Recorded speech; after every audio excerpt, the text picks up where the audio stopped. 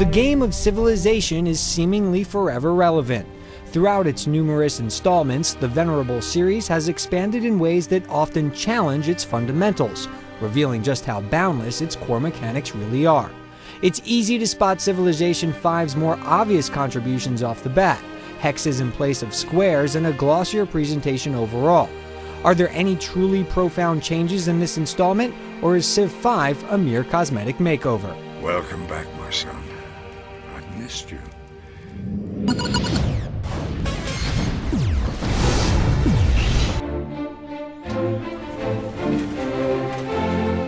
As always, the object of Civilization 5 is to take over the world. You can do this by force, via diplomacy, by asserting your cultural supremacy and realizing a utopia, or by building a starship and blasting off to the stars. Depending on how you choose to go about the project of world domination, you'll build your empire turn by turn, settling new cities, constructing wonders of the world, discovering new technologies, and amassing armies.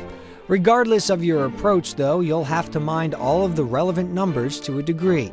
And even with all of its refinements, achieving fluency in the systems that underlie Civilization 5 is still a process.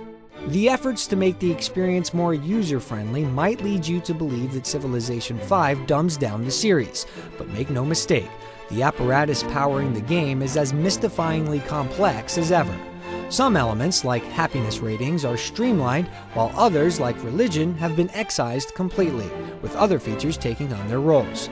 Mostly thanks to the refurbished user interface that freely dispenses feedback, Civ 5 is a bit more transparent overall, freeing up your brain space to deal with the stuff that's legitimately more interesting strategically, like combat. You'll seldom play a game of Civ in which you aren't required to give your fellow cultures a bit of the stick, or, at the very least, be able to defend yourself.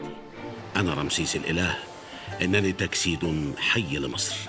The diplomacy system is in place for when you want to interact with your neighbors peaceably. Depending on your level of advancement, you can engage in various sorts of alliances, conduct trade, or even coerce them into doing your bidding. Other civilizations are mindful of the way you move about the world, so if you're greedily buying up tiles near them or parking military units at their borders, you may expect harsh words. You have mistaken our love for peace for weakness. You shall regret this. Civ 5 city-states are new to the series, and every game will feature a host of them. Think of them as single-city civilizations that aren't trying to win the game. They're there mainly as grist for the machinations of empires. If you buy their friendship, they'll pay you forms of tribute appropriate to their characteristics, go to war with your enemies, and demand protection when attacked. Likewise, if a rival Civ has you in its sights, all its allied city-states will pile on. City-states are numerous, 2 for every regular Civ in a game, and they're quite vocal. For the task of filling the game's quieter moments with a buzz of activity, they're brilliant. The new social policy system provides a form of linear advancement that every civilization will benefit from, though those that pursue cultural victories will feel their effects most profoundly. They essentially work like RPG-style talent trees. As you accumulate culture, you unlock individual points on their branches, which grant various bonuses. If you find yourself missing the government and civics elements from earlier games, you'll find some solace here, as they hit similar thematic notes. Once you fully unlock 5 branches, you can go off and start the Utopia project to earn a cultural victory. Civ 5 supports multiplayer games via online or LAN, with simultaneous turns for up to 8 players, though up to 16 are possible if performance and stability aren't a concern. Support for pit boss games is promised after launch.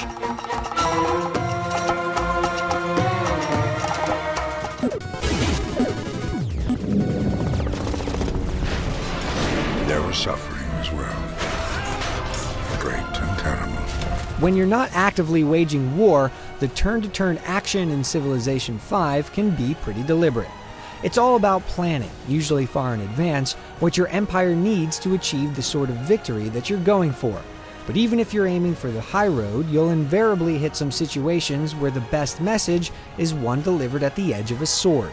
This is especially true on higher difficulty settings, or if you've had the misfortune of starting the game near an especially aggressive leader. By the grace of God, your days are numbered.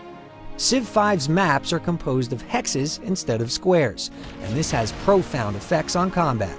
Generally, you can only fit one unit of each type on a tile, so all of a sudden, positioning counts. When you factor in all of the other properties that affect combat, like units inherit strengths and weaknesses, the bonuses they've acquired through promotions, as well as the characteristics of the terrain they're on and whether or not they're flanking, it becomes evident how complex an operation fighting has become. Ultimately, though, it's far and away more gratifying than what you're used to in Civ, namely amassing as large a force as possible, stacking it on a single tile, and letting loose.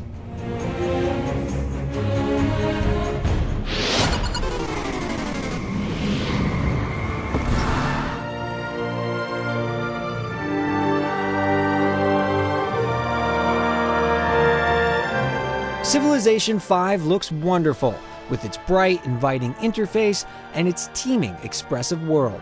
The switch to hex tiles has given the geography a finer, more naturalistic look, and the fully animated diplomacy sequences lend a level of character to the wheeling and dealing of empires that really sell you on the player's intentions. Tam fortis, tamen tam stupidus.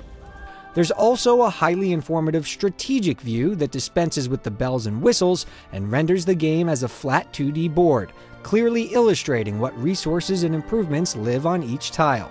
It looks really cool while also being incredibly useful. Civ 5 is a stunner of a turn-based strategy game. You're going to find it easier than ever to completely lose yourself in this detailed, bountiful world.